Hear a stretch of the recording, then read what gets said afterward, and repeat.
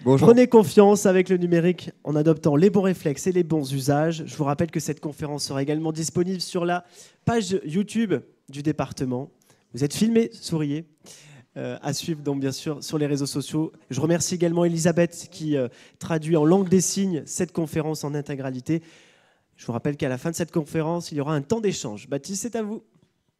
Bonjour. Avant de commencer, je voulais attirer votre attention sur le flyer qui est sur la table. Vous avez un petit flyer bleu. Sur ce flyer, il y a les coordonnées des conseillers numériques, si jamais vous en avez besoin dans le futur. Moi, je travaille au quotidien avec eux, donc je peux vous assurer qu'ils sont sérieux. Voilà. Je suis ravi d'être parmi vous aujourd'hui. Vous me mettez un peu la pression parce que ça fait à peu près un peu plus d'un an que je suis au sein du département des Hautes-Alpes. Je travaille pour le département et j'ai toujours l'occasion de faire mes réunions, vous voyez, dans les salles à côté, parce que l'hémicycle est réservé aux élus, aux grandes sessions. Donc grâce à vous, je suis là aujourd'hui. Merci à vous. Voilà, donc je m'appelle Baptiste Neuve. L'intitulé de mon poste au sein du département, c'est RSSI, donc ça veut dire responsable de la sécurité des systèmes d'information. Donc en gros, j'ai la charge de sécuriser un peu tout l'informatique qu'on met à disposition des citoyens, des Hauts-Alpins, et aussi à disposition des agents pour qu'ils puissent effectuer leur mission. Bien sûr, je ne suis pas tout seul, il y a toute une équipe technique aussi qui m'appuie au quotidien et qui permet d'implémenter ces mesures de sécurité. Voilà. On ne va pas faire de tour de table parce que vous êtes nombreux. Voilà. L'objectif de la conférence, c'est quand même d'aborder ensemble les thèmes des cyberarnaques. C'est un thème assez prégnant, je suppose, dans votre quotidien. Nous y sommes tous confrontés. C'est aussi un thème qui peut parfois paraître technique, agir comme un repoussoir, mais on va démystifier ça ensemble et vous montrer qu'avec quelques réflexes basiques, on peut assurer sa sécurité en ligne et que ça n'est pas si sorcier. Voilà. On laissera, comme je vous disais, un temps d'échange à la fin pour que vous puissiez partager sur les fraudes ou les tentatives que vous avez rencontrées. Soit vous en avez déjà été victime, soit vous connaissez des gens qui en ont été victimes. C'est quelque chose d'assez répandu. Alors, est-ce que ça va fonctionner ? Voilà. Donc, on va voir ensemble, ça sera la partie un peu théorique au début, qu'est-ce que l'ingénierie sociale ? Donc, on va définir ensemble ce qu'est l'ingénierie sociale. On verra ensuite le hameçonnage, le phishing, qu'est-ce que c'est ? C'est un peu la première des fraudes que vous rencontrez au quotidien. On va parler de la fraude aux conseillers bancaires aussi. Et pour terminer, de la fraude aux sentiments. Le point commun entre toutes ces fraudes, vraiment, c'est qu'elles ont une origine cyber, c'est-à-dire qu'elles vont s'appuyer sur des données qui sont disponibles sur vous, sur le web, et qui sont accessibles donc à un pirate, à un arnaqueur qui va s'en servir pour monter son arnaque. Donc, qu'est-ce que l'ingénierie sociale ? L'ingénierie sociale, c'est aussi appelé le piratage psychologique ou la fraude psychologique. C'est une pratique de manipulation psychologique à des fins d'escroquerie. L'escroquerie, l'arnaque, ce n'est pas quelque chose de nouveau. Vous avez sûrement déjà connu les démarcheurs qui viennent directement taper à votre porte pour vous vendre produit X ou Y et que c'est parfois une arnaque. Ils utilisent aussi les mêmes fils psychologiques, mais avec le cyber, avec le numérique, c'est amplifié. Donc l'ingénierie sociale, en fait, ça va exploiter nos biais cognitifs. Ça rejoint un peu la conférence d'avant. On est dans une économie de l'attention. Qu'est-ce que c'est un biais cognitif ? Donc, c'est une distorsion en fait, que votre cerveau va opérer quand il va émettre ou recevoir une information et qui va altérer un traitement juste d'une information. Parmi les biais cognitifs les plus classiques, on va pouvoir citer le sophisme génétique. Donc, en fait, ça consiste à juger le message en fonction du messager. Si un message vient de votre patron, de votre banque, d'une figure d'autorité, alors ça va le rendre plus crédible et vous allez avoir tendance à lui accorder plus de crédit. Vous allez avoir le biais de disponibilité. Donc là encore, c'est un biais qui va empêcher en fait, le fait que vous alliez chercher des informations supplémentaires pour corroborer ce que vous voyez ou mettre à l'épreuve des faits un message. Et enfin, vous avez le biais émotionnel qui est le plus connu, qui va inhiber votre réflexion parce que vous faites face à une émotion, un effet waouh, un effet nouveauté, un effet amoureux, par exemple. Voilà. Donc on va voir ces biais-là en action à travers les différentes cyberarnaques que vous pouvez rencontrer.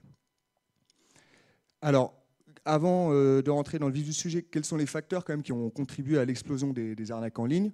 Bon, il faut d'abord savoir que c'est très lucratif, hein. C'est environ 5 milliards d'euros de pertes en 2022 en France. Donc, depuis 10 ans, on voit une augmentation de ce chiffre en permanence. Donc, voilà, c'est lucratif. Pourquoi c'est lucratif? Parce que, je vais venir dessus, et je vais commencer par la fin. Donc, c'est lucratif parce que créer une arnaque, en fait, ça ne demande quasiment aucun moyen, quasiment aucun investissement. Il suffit d'un simple ordinateur, d'un simple accès à Internet, et on peut monter une arnaque. Alors que les profits sont relativement importants. Même si les arnaques sont parfois assez grossières, il suffit d'une personne sur 100 qui tombe dans le panneau pour générer un revenu important. Pourquoi aussi on a une explosion de ces arnaques en ligne? C'est qu'en fait, on a eu une élévation progressive de la technicité, de la protection technique des services et des outils qu'on utilise. Vous le subissez sûrement, hein, mais on a des mots de passe de plus en plus complexes. Quand on fait un paiement en ligne, on vient parfois recevoir un SMS, un deuxième code pour valider ces paiements. Donc les pirates du web, ceux qui gagnent leur argent dessus, face à l'élévation de ce niveau technique, sont plutôt flemmards et se disent pourquoi m'embêter techniquement alors que je peux juste contacter l'utilisateur, lui demander son mot de passe, lui demander son mail, lui demander un virement, il va le faire tout seul. On a aussi en fait une extension donc, de ce que nous on appelle dans notre métier du cyberespace, hein. Donc le cyberespace, c'est cette interconnexion, ce monde virtuel qui relie les hommes et les machines.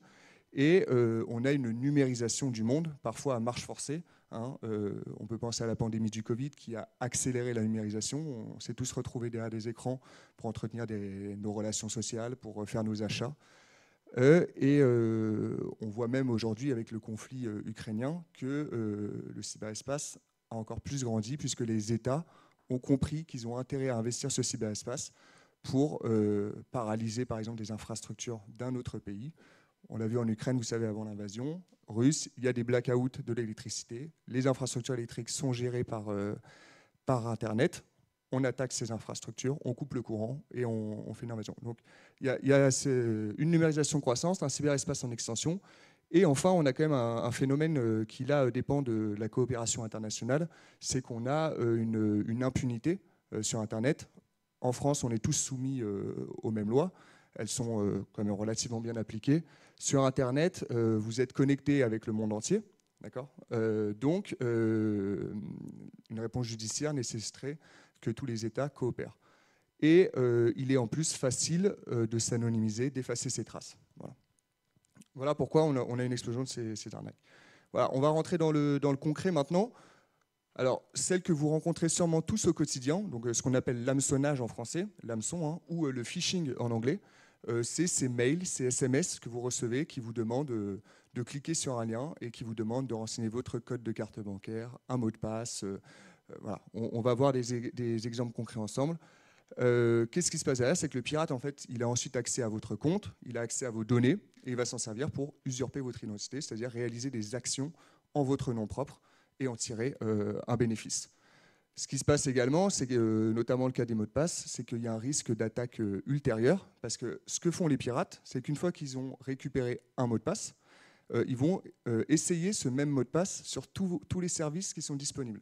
Comme on est parfois tous un peu flemmards et qu'on met tous le même mot de passe partout, une fois que ce mot de passe est corrompu, les attaquants, première chose qu'ils font, c'est automatiser. C'est qu'ils vont essayer de se connecter à vos réseaux sociaux, à vos autres boîtes mail, à l'ensemble des services que vous pouvez utiliser pour accéder à vos comptes.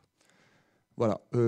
C'est souvent assez grossier comme message, comme arnaque, ce qu'on reçoit. Certains sont par contre plutôt bien faits, plutôt bien ciblés. Et ce qu'on estime en France, c'est qu'on a environ 10% des gens qui tombent encore dans ces pièges régulièrement. Donc là encore, pourquoi c'est lucratif? Il suffit d'arroser à large échelle et 10% de personnes qui y répondent suffisent à générer des profits. Voilà, on va prendre quelques exemples. Donc, je suppose que vous les avez sûrement tous déjà reçus, toutes et tous.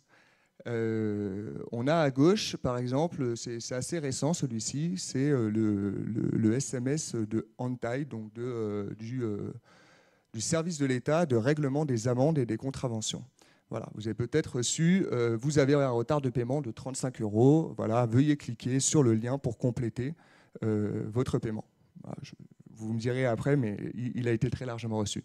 Et un autre qui est un peu plus ancien, sur la carte vitale. Donc votre carte vitale est arrivée à expiration, votre carte vitale est disponible. Cliquez sur le lien, remplissez le formulaire et on va s'occuper de votre carte vitale. Alors, premier réflexe un peu qui peut nous permettre d'analyser ce qui se passe, c'est sur ce type de SMS, généralement, le numéro de téléphone, c'est un portable qui n'est pas identifié. D'accord ? Quand c'est quelqu'un que vous connaissez, vous avez enregistré son contact, vous voyez son nom, son prénom apparaître. Quand c'est des services de l'État qui vous écrivent, en général, on peut aussi voir ce nom apparaître. Attention, là encore, ce n'est pas toujours fiable parce qu'il est possible de forger des noms d'affichage. D'accord ? Mais c'est une première information à regarder. La deuxième, elle est assez classique à toutes les cyberarnaques. On reconnaît cette tentative de manipulation psychologique. C'est que le ton qui est employé, il fait apparaître une urgence, une menace pour vous inciter à cliquer. D'accord ? Il faut vite cliquer, sinon vous perdez l'accès à votre compte. Il faut vite cliquer, sinon vous perdez l'accès à vos données, sinon vous perdez l'accès à votre argent. Ou il faut vite cliquer, vous avez gagné 10 000 €. Voilà. C'est un ton assez classique et qui fonctionne. Alors, je fais le lien avec la conférence d'avant que voilà, on essaye de capter votre attention et de vous inciter par un stimuli à réagir au plus vite. Et enfin, et c'est assez classique dans ce type d'arnaque, c'est qu'on a généralement un lien qui est contenu dans le message, dans le mail ou le SMS, qui vous renvoie derrière vers un site web frauduleux. Alors, si on fait un peu le chemin d'attaque du SMS, là, celui sur les amendes, qu'est-ce qui se passe si vous cliquez ? Voilà, vous n'avez pas fait attention, vous cliquez, vous arrivez sur une page qui ressemble à s'y méprendre à celle des services de l'État, à celle officielle. Sur cette page, on va vous demander tout de suite donc, de payer votre fameuse amende de 35 €, donc de renseigner votre numéro de carte, votre date d'expiration et votre cryptogramme. Il faut savoir que c'est très facile d'imiter des pages web et qu'il y a peu de bons réflexes pour pouvoir se fier à l'authenticité d'une page web, si ce n'est de regarder l'adresse URL. Alors c'est l'adresse que dans votre navigateur vous avez en haut. Donc en l'occurrence pour OnType, je suppose qu'elle doit finir par gouv.fr quand vous utilisez des services de l'État. Non, on ne le voit pas. On va le voir un peu plus tard. Donc voilà, vous cliquez sur un lien qui vous emmène sur une page web qui imite la page officielle. Vous renseignez vos informations bancaires parce que vous pensez régler une amende. Vous voulez bien faire. Et qu'est-ce qui se passe? C'est que derrière, l'attaquant, il va utiliser votre carte bancaire. En fait, il va siphonner le numéro, les informations de votre carte bancaire et il va s'en servir pour soit réaliser des achats à son tour en votre nom, soit, si il se situe juste dans une chaîne parce que c'est un business aujourd'hui. Il y en a qui font leur argent à récolter les numéros de carte bleue, il y en a qui font leur argent à les exploiter, il y en a qui font leur argent à collecter des informations sur les personnes. C'est toute une organisation. Donc il peut soit l'utiliser directement, soit réaliser des achats, soit revendre vos informations bancaires. Un autre exemple, alors pas par SMS lui, mais par mail, qui est plutôt d'actualité, puisqu'on vient de finir les déclarations des impôts. Donc voilà, vous pouvez recevoir ça. Vous êtes admissible à recevoir un remboursement de notre part. Super, super. Les impôts se sont trompés. Je vais gagner de l'argent. Moi, je vous rassure, c'est l'inverse qui se passe avec les impôts. Mais voilà, vous avez ce mail-ci. Alors, comment est-ce qu'on peut détecter que ce mail est malveillant? Le tout premier, c'est à l'image du SMS, c'est l'adresse de l'expéditeur. Voilà. Là, on voit que le mail est envoyé par impôt@dgfip.finance.gov.fr. Sauf que ce n'est pas gouv, c'est gov2v. Voilà. Regardez les adresses mail, notamment ce qui se trouve après l'arrobase, en fait, va nous donner le nom de domaine et donc la personne qui possède et qui a le droit d'émettre des mails en ce nom. On a un deuxième mail en plus, qui est plus que suspect, qui n'a rien à faire ici. Donc, premier réflexe. Et enfin, le deuxième. Donc, pareil, vous avez un lien, toujours, qui veut vous inciter à cliquer pour vous renvoyer vers une page frauduleuse. C'est qu'en fait, quand vous allez passer votre souris sur le lien en survol, sans cliquer, faut pas cliquer, il va apparaître le lien en surimpression. D'accord ? Juste en passant la souris dessus, on va voir apparaître le lien en surimpression.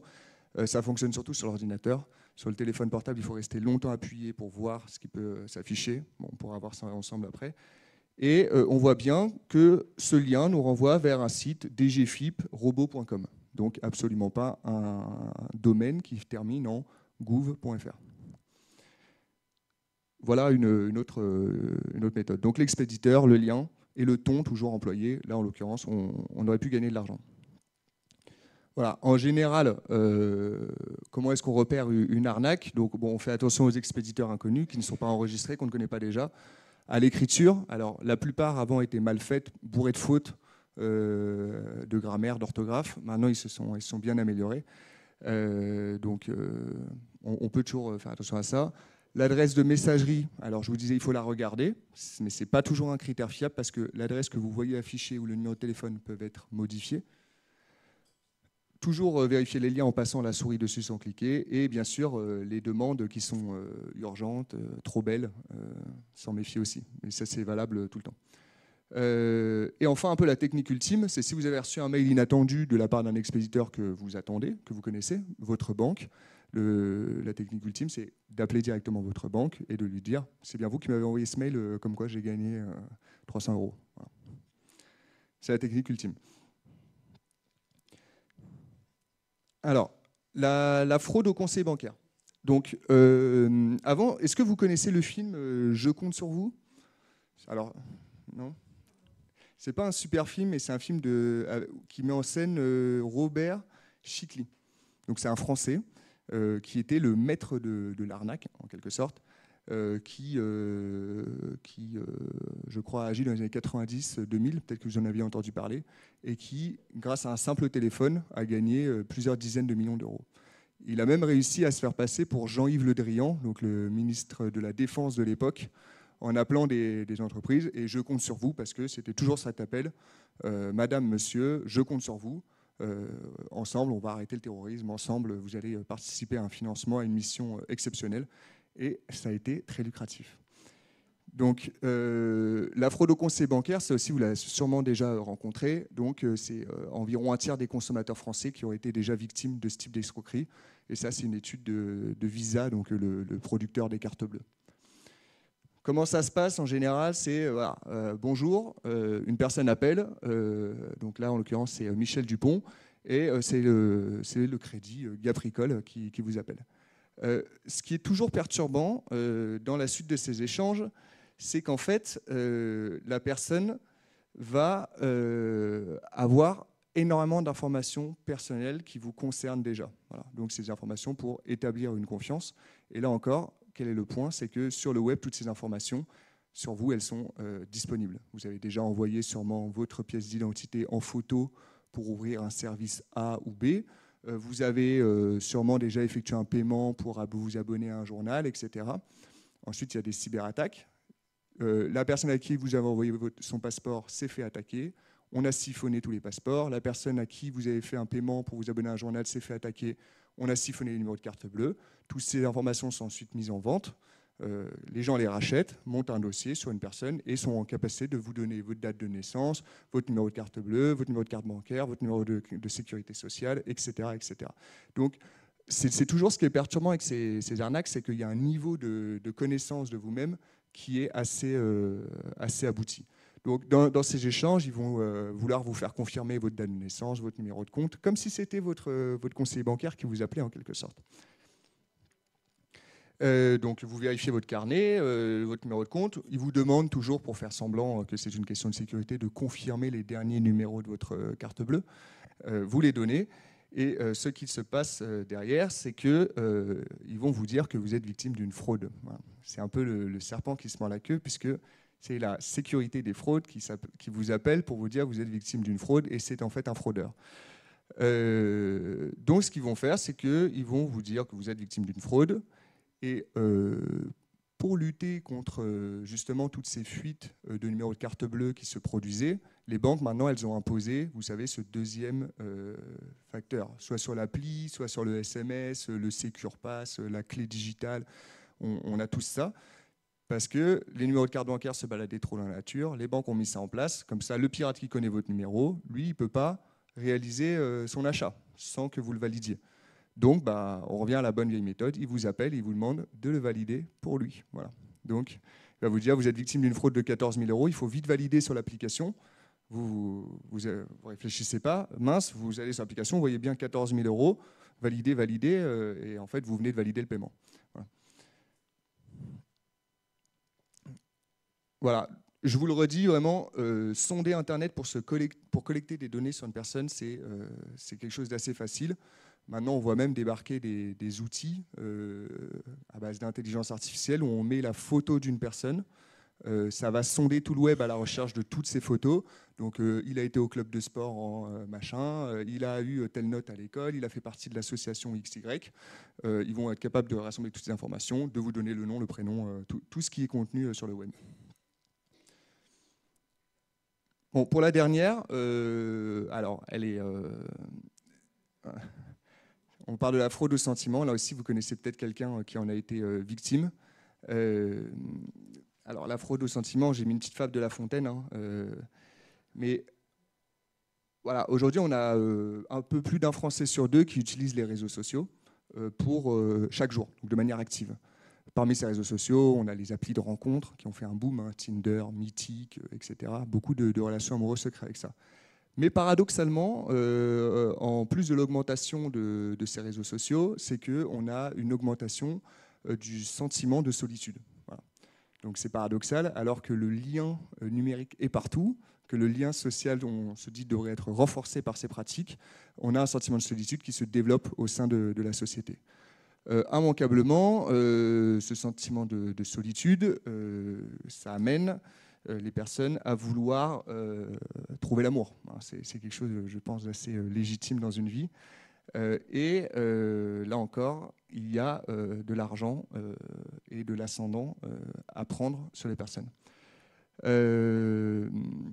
Comment ça se passe généralement? C'est qu'en fait, vous avez une personne qui va, de manière innocente, vous contacter sur un réseau social pour vous dire « Salut, ça va bonjour », voilà. Il va vouloir rentrer en contact avec vous et petit à petit instaurer une discussion pour faire venir, pour vous faire voilà, monter en confiance.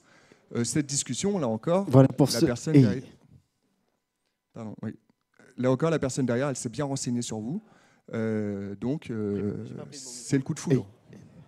C'est l'âme sœur. Elle connaît vos centres d'intérêt, elle connaît vos pratiques sportives, elle connaît vos goûts, vos couleurs. Forcément, ça match. Voilà, je vois qu'il faut que je termine. Donc forcément, les bons réflexes en face, c'est de ne pas accepter les demandes des personnes que vous ne connaissez pas sur les réseaux sociaux. Si vous recevez des photos, parce que parfois par l'échange sur WhatsApp, etc., vous allez demander envoie-moi une photo de toi, etc. Ils vont vous envoyer des photos. Alors généralement, c'est un ingénieur pétrolier qui travaille sur une plateforme offshore en Afghanistan qui est tombé fou amoureux de vous. Et malheureusement, au fil des échanges, il va vous dire on se voit tel jour, et le jour du départ pour vous rejoindre, il va être bloqué. Problème de passeport, il faut lui envoyer de l'argent pour débloquer son passeport. Quand vous êtes un homme, c'est une femme généralement aussi magnifique des pays de l'Est qui est tombée folle amoureuse de vous. Elle va aussi vous envoyer donc, des photos. Ces photos, elles proviennent du web. Vous pouvez en vérifier l'authenticité sur Internet. Sur Google Images, il y a un moteur de recherche. On y met la photo et ça sort. Est-ce que cette photo est une photo qui a déjà été publiée? Voilà, toujours se méfier bien sûr de celles qui parlent du grand amour. Et le jour où, si vous engagez une discussion avec un inconnu et qu'on vous demande de l'argent, coupez net. Attention là aussi, parfois ils veulent accéder à votre compte uniquement pour faire des transferts d'argent. Donc ils vont vous envoyer 10 000 €, ils vont vous dire est-ce que vous pouvez le renvoyer à telle adresse où vous voulez aider, vous pensez bien faire, mais en fait c'est du blanchiment derrière. Et c'est vous qui pouvez être tenu responsable si vous faites transiter des sommes d'argent sur vos comptes bancaires. Voilà. Et bien sûr, les photos, attention, parce que si vous envoyez des photos de vous à caractère intime ou des choses comme ça, ça peut être retourné contre les personnes. On en voit beaucoup aujourd'hui dans les collèges, lycées, ces problèmes-là. Donc, voilà. Écoutez, je crois que j'ai fait le tour. J'espère qu'il reste du temps pour des questions et pour qu'on partage ensemble sur ce que vous avez pu rencontrer déjà.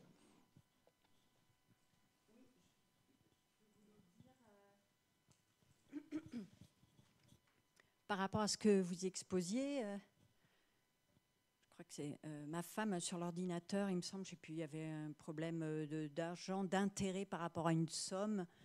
Et je ne sais plus, le monsieur, il dit oui, c'était un jeu, je crois, au départ. Donc, on a mis la carte, il a pris les informations, et puis les intérêts augmentaient à chaque fois. Il fallait, je dis bon, bah, ok. Et au bout d'un mois, je crois que la carte bleue, il y avait un maximum, on ne pouvait pas atteindre, c'était 450 par mois, ou je ne sais plus. Bon. Et la personne a réussi quand même à prendre tout ce qu'elle voulait sur le compte, sur voilà, toutes les banques. Elle a réussi à prendre tout. Et je me dis, c'est pas possible avec une carte bleue. Non, c'est une personne que je connais. Je me dis, mais en fait, j'ai demandé. Ah oui, la personne a demandé à la banque et on lui a dit, ben non, on vous rembourse pas, on n'y peut rien, c'est comme ça. J'ai dit, mais comment ça, ils ne remboursent pas? Mais c'est pas notre faute. Comment on fait pour récupérer, puisqu'on a placé l'argent, on pensait que c'était en sécurité à la banque. Alors, vous n'êtes pas le seul à avoir connu cette situation, hein. Régulièrement, je suis en contact avec des gens qui se sont fait vider tous leurs comptes, siphonner le PEL, leur épargne, toute leur vie. Il y a plusieurs manières dont ça peut se produire. Effectivement, c'est soit ce fameux hameçonnage, à un moment où vous êtes arrivé sur une page de connexion qui imite à perfection celle de la banque, vous rentrez votre numéro de compte, votre petit code sur le clavier, et derrière, en fait, c'est siphonné. C'est même parfois tellement bien fait que c'est des pages qui se superposent à la page officielle. Donc, vous allez même derrière accéder à votre compte en pensant que c'est la page officielle, sauf qu'au passage, on l'a siphonné. Le deuxième vecteur d'infection, ça peut être votre ordinateur. Votre ordinateur peut être vérolé. Il y a ce qu'on appelle sur les navigateurs Internet des virus qui siphonnent toutes les informations ou qui enregistrent toutes les frappes clavier que vous pouvez faire. Donc là encore, on va récupérer les identifiants et les mots de passe. Donc ce n'est pas simplement effectivement avec le numéro de carte bancaire que ça a pu vous arriver. Ensuite, quant au sujet du remboursement par la banque, ça a fait les gros titres de l'actualité récemment parce que effectivement, les banques ont fini par dire il y a 2-3 ans, on arrête de rembourser. Ça coûte trop cher, il y a trop de fraude, trop d'arnaques et on remet la responsabilité sur le consommateur parce que c'est lui qui a donné ses codes, c'est lui qui a cliqué sur le lien, c'est lui qui a téléchargé le virus, c'est lui qui s'est fait infecter son ordinateur. Il faut savoir que la saga judiciaire ne s'est pas arrêtée puisque très récemment encore, ils se sont fait retoquer, rappeler à l'ordre les banques en disant non, vous avez cette responsabilité de rembourser les personnes. Donc la meilleure chose à faire quand il vous arrive quelque chose, c'est en appelant la banque de ne jamais dire que vous avez donné votre lien, c'est à eux de le prouver. Et surtout, s'ils refusent de vous rembourser, d'aller devant avec le médiateur de la banque. Et généralement, ça débloque les situations. Alors c'est beaucoup de papier, beaucoup d'embarras administratif, j'en suis conscient, mais ils ont une obligation de vous rembourser. Mais elles font la sourde oreille aujourd'hui, hein. Voilà, c'est devenu compliqué. Mais comment peut-on éviter justement que le compte bancaire soit vidé quand on n'a pas donné nos codes de ce que vous expliquiez là à l'instant? Comment éviter cette double page qui s'affiche et voilà, comment l'éviter ça, quoi? Alors, au début, quand vous achetez un ordinateur, il est sain, toujours. Si vous êtes sur Windows, il y a un antivirus qui est déjà installé. Si vous êtes vous avez des outils de sécurité qui sont déjà en place. En fait, là où vous allez infecter votre ordinateur, et donc vous vous retrouvez face à ces doubles pages, vous vous retrouvez face à ces logiciels qui vont siphonner vos informations, ça va être qu'avant, vous avez téléchargé un fichier, généralement, où vous avez ouvert une pièce jointe qui est verrouillée. Voilà. Aujourd'hui, il y a quand même des bons systèmes de protection, c'est-à-dire que vous allez télécharger un fichier et le fichier il va vous demander des autorisations. Il va vous dire, autorisez-vous le fichier à modifier votre ordinateur? Généralement, c'est ce qui s'affiche, vous mettez oui. Ou sur le portable, autorisez-vous le fichier à accéder à votre caméra, à accéder à votre micro, à accéder à votre géolocalisation? Et comme on a tous des réflexes, on met oui, oui, oui, oui, oui, vous venez de donner en fait les autorisations. Donc c'est vraiment en prenant soin de son matériel et en faisant attention à ce qu'on télécharge. Voilà. Pardon? Alors, justement, sur les cookies, une question sur les cookies, madame? On va en parler après, je crois. Allez, non. J'arrive. Non, mais c'est allez-y. bon. J'arrive avec le micro, comme ça tout le monde vous entend. On met souvent oui, sinon ils nous demandent de personnaliser. Donc, est-ce que c'est pareil? Alors, les cookies, c'est différent, c'est déposé par la personne qui gère le site web, donc la banque, le journal, etc. Euh, et c'est pour en fait traquer votre comportement de navigation. Donc les cookies, ça a des fins publicitaires uniquement. Alors c'est pour connaître comment vous déplacez votre souris sur l'écran, où est-ce que vous cliquez, quel article vous lisez, combien de temps vous passez sur la page. Et derrière, ça sert en fait à faire de la publicité, du marketing, à mieux vous connaître et à vous envoyer des informations ciblées sur vos centres d'intérêt, etc. Non, il n'y a pas d'arnaque derrière. Quand vous acceptez les cookies, c'est commercial, vous pouvez les refuser, mais il n'y a pas d'arnaque derrière. Allez, une question de Latifa. On vous écoute, Latifa. Concernant la vulnérabilité des personnes déficientes visuelles que nous sommes, on est 1,5 million en France, j'aurais aimé savoir, les sites en général étatiques sont plus ou moins bien conçus, mais très peu accessibles pour certains en tout cas. Est-ce que quand il y a une escroquerie du genre de ce que vous venez de nous décrire, nous développer, est-ce qu'il y a des recours en dehors de la banque pour que l'État prenne en compte que nous sommes des citoyens et que cette situation de tromperie, je dirais, pourrait arriver à toute personne qui, pour une raison... Tout à l'heure, vous avez parlé de l'adresse Gov. C'est vrai, moi je lis sur mon ordinateur, j'ai une synthèse vocale. Il se trouve que c'est des synthèses qui par moments articulent mal. Bon, il faut décortiquer l'adresse en entier, HTTP, machin. Hein.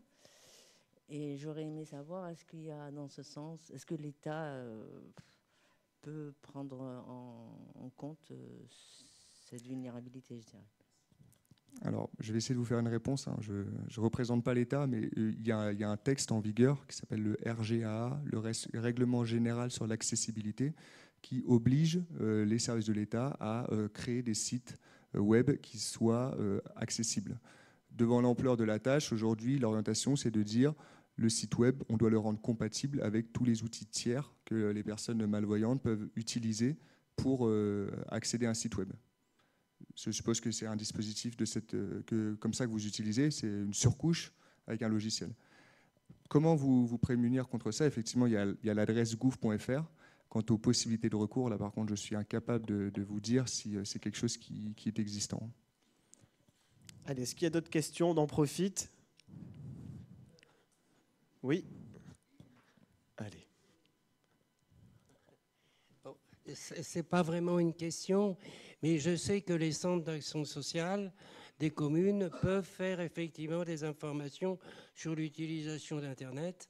Et je pense que ça devrait être bien développé. J'ai assisté à ça à Embrun, mais je pense que ça, c'est le meilleur moyen d'information aux personnes qui n'ont pas vraiment beaucoup d'usage d'Internet, pour justement toutes ces questions de sécurité. Tout à fait.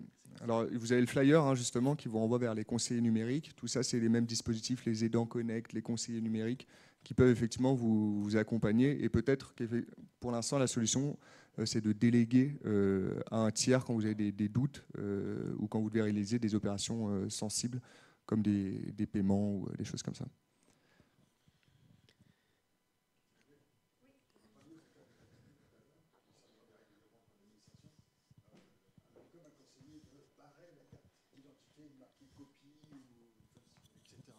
C'est vraiment d'actualité ou pas? Oui, moi j'ai entendu la question, mais... Oui, je disais donc, certains services administratifs, etc., vous demandent bien souvent une copie d'identité, ne serait-ce que pour l'achat d'une voiture, par exemple, ou autre. Donc, un avocat m'a conseillé de barrer la carte d'identité, en copie, bien sûr, envoyée par Internet. Est-ce que c'est toujours d'actualité ou pas?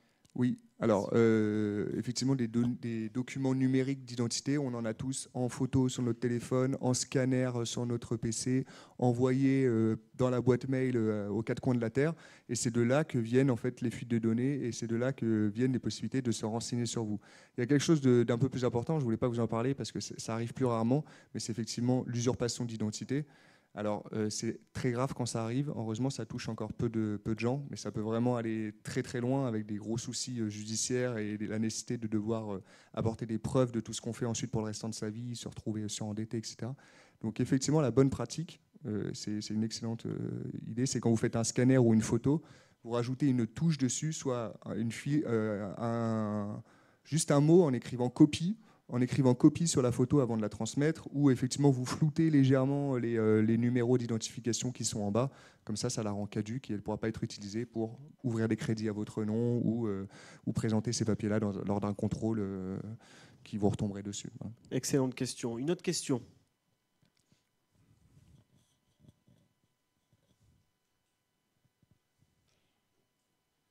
Je vois chez moi, on a le chauffage. Il y a une entreprise qui est venue chez nous pour voir voilà, combien ça nous coûtait par rapport à tout le chauffage qu'on avait installé.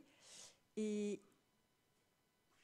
le prix était celui qu'on nous a annoncé, mais ensuite, quelques semaines après, j'ai reçu un papier du gouvernement me disant il faut remplir un papier, un formulaire et tout. Mais je me dis, mais j'ai déjà rempli. Bon. Et une semaine après, on m'envoie encore un formulaire à remplir. Donc plusieurs fois, je me dis, mais je l'ai déjà fait. Et je l'ai fait avec la personne responsable, l'entreprise. Et j'ai eu comme ça plusieurs fois des demandes. Donc j'ai évité de remplir plusieurs fois ce formulaire qu'on me demandait suite à mon installation. Et une autre fois, à la banque, je voulais donc mettre ma carte bleue et on me disait c'est faux, il faut 4 chiffres. Donc je recommence une deuxième carte, et je fais mon code et on me dit non, il faut 4 chiffres. Et du coup j'ai retiré, je me dis je suis partie dans une autre banque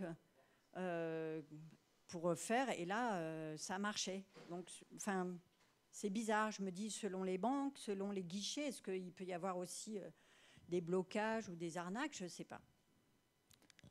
Alors là, on sort un peu plus du domaine des cyber-arnaques, mais effectivement, c'est aussi des fraudes qu'on voit sur les ATM, sur les distributeurs de billets, des personnes qui viennent, donc soit qui mettent des claviers sur les claviers, qui sont très fins pour enregistrer votre code, ou dans la fente, pour insérer la carte bancaire, vous insérez la carte, ça fait une copie au passage, c'est des surfentes pour copier les informations. Vous pouvez avoir ce genre de fraude sur des ATM. Alors, les banques, normalement, ont la charge de surveiller leurs ATM. Quand ces dispositifs sont mis en place, ils ne tiennent jamais bien longtemps, puisque les employés font des checks normalement assez réguliers pour s'assurer de l'intégrité de l'appareil. Quant au chauffage, alors c'est moins mon domaine aussi, on sort du cyber, mais je sais qu'il y a eu beaucoup d'arnaques avec les isolations à 1 euro, les subventions de l'État. Voilà. Là-dessus, on sort de mon domaine de compétences. Voilà. Allez, une question.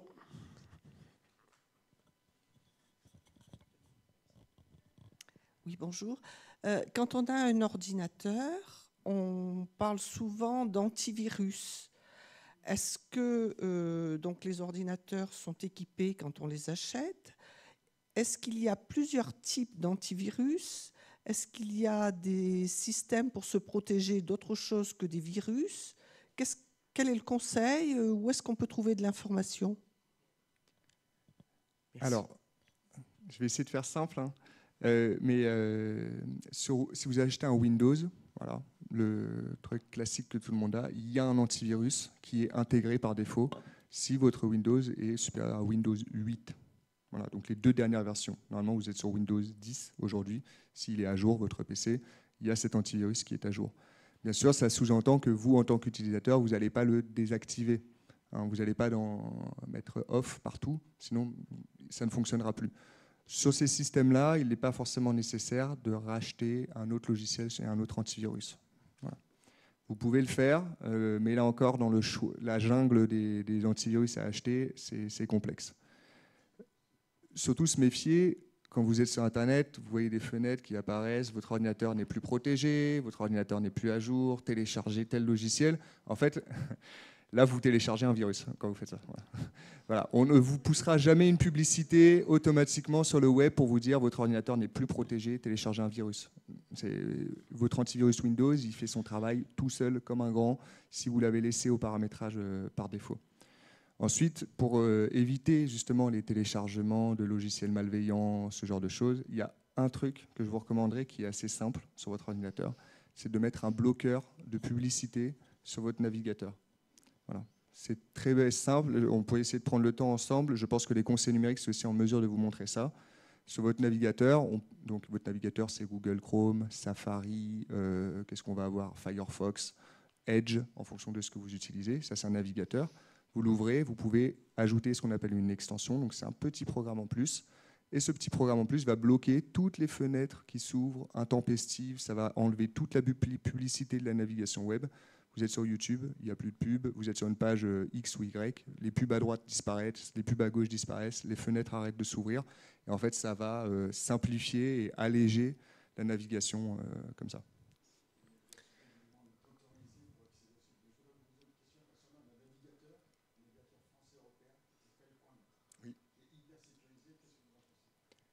Alors, Quant garantit la vie privée, surtout.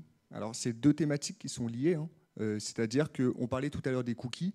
En fait, quand vous utilisez un navigateur, on va traquer votre comportement pour faire de la connaissance sur vous à des fins publicitaires, commerciales et marketing. Quand on utilise Quant, effectivement, ils s'engagent à ne pas collecter ces données sur vous, à ne pas conserver votre historique de navigation. Voilà. Donc, il y a un certain respect de la vie privée. Par contre, il n'y a pas plus de sécurité que dans un autre navigateur. Et là encore, si vous voulez, alors je crois que c'est le thème de Madame Régnier après. Voilà, c'est ce que j'allais dire. Justement, pour aller encore plus loin, ça sera à midi avec Florence Régnier, Web et moi, sur les données personnelles, l'identité numérique, comment être acteur de sa présence. Ça aussi, c'est donc à midi pour aller encore plus loin. Exactement. On va peut-être conclure avec une dernière question. Allez-y. Peut-être que vous avez besoin du micro ? Allez-y, on vous entend ? Oui, pour la vidéo, on va prendre le micro, puisque je vous rappelle que vous pouvez revoir ces conférences sur la page YouTube du département des Hautes-Alpes. Je vous passe le micro. Merci. Alors, est-il prudent d'effacer l'historique de navigation ? Il y a une utilité ou pas, en fait ? Non. Okay. Alors, il y a une utilité pour les autres personnes de votre foyer qui utilisent votre ordinateur, si vous ne voulez pas qu'elles puissent accéder à votre historique de navigation. Et quand vous l'effacez, comme la navigation privée, en fait, c'est juste les personnes de votre foyer qui accèdent à votre navigateur ne peuvent pas y accéder. D'accord. Voilà. Vous avez parlé de mettre un bloqueur de fenêtres intempestives. Vous avez des noms ? Alors, AdBlock, le plus connu, mais encore mieux, parce qu'il est open source, donc il n'y a pas d'exploitation commerciale, c'est uBlock, donc un U, B-L-O-C-K. Et sur Google, vous tapez uBlock.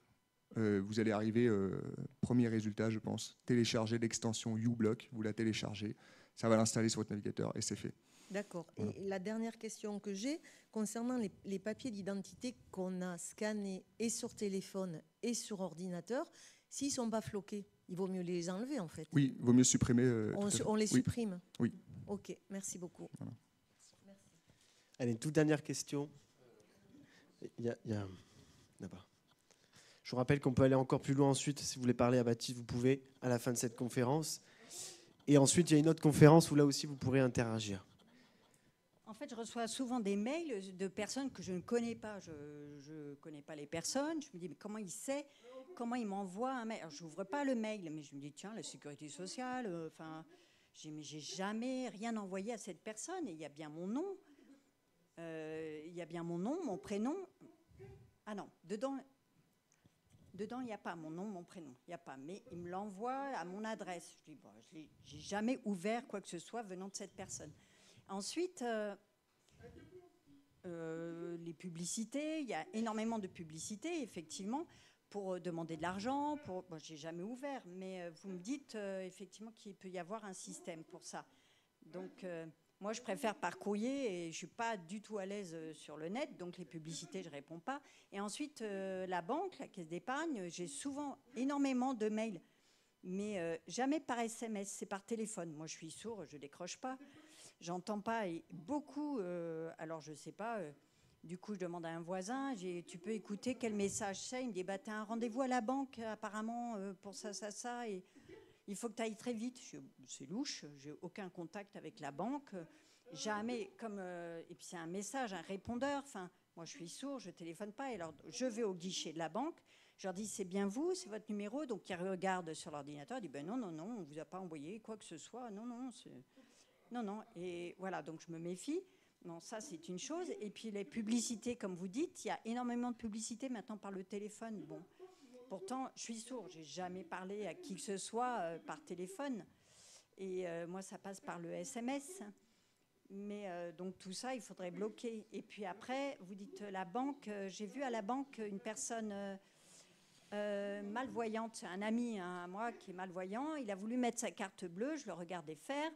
Je le connais bien. Hein. Et il avait des problèmes parce qu'il ne voyait pas trop. Bon. Et il répétait. Enfin, le guichet lui faisait répéter. Et je dis, mais il vaut mieux que tu ailles directement à la banque, enfin au guichet. Et bon, je ne comprenais pas. Il faisait répéter plusieurs fois. Et, il vaut mieux aller voir dans ces cas-là au guichet s'il y a un problème au distributeur, je pense. Pourquoi ils font répéter comme ça? Alors, est-ce que c'est de la fraude ou autre? Je ne sais pas, mais ce n'est pas normal. Merci. Oui, effectivement, hein, c'est sans cesse les mails, les SMS. Voilà. Alors, quand on est dans un environnement professionnel, dans une entreprise, on peut mettre en place des systèmes pour gérer les filtrages de mails, etc., limiter ces pollutions. Quand vous êtes tout seul avec une boîte mail grand public, Gmail, Yahoo, que sais-je, Orange, ce que vous utilisez, c'est la responsabilité normalement de l'opérateur ou de la personne qui vous fournit la boîte mail de faire ce filtrage-là. Alors, il y a le fameux dossier spam. Mais les pirates sont très rusés et savent toujours usurper, réussir à faire passer leur mail entre les mailles du filet. Voilà. Malheureusement, c'est une situation pour l'instant qu'on subit. Alors, il y a des lois, il se passe des choses dans ce secteur pour sécuriser de plus en plus l'espace numérique. Vous avez peut-être entendu parler de ces filtres anti-arnaque qui ont été votés récemment par l'Assemblée nationale. Voilà, on voit arriver ça. Mais ça pose des grosses questions d'éthique parce que ça veut dire que derrière, on autorise en fait les gouvernements, les fournisseurs de mails à intercepter les communications pour les filtrer et donc à casser une certaine confidentialité, une certaine vie privée. C'est toujours cet équilibre qui est complexe. Merci beaucoup en tout cas Baptiste Davant, on peut l'applaudir pour ses conseils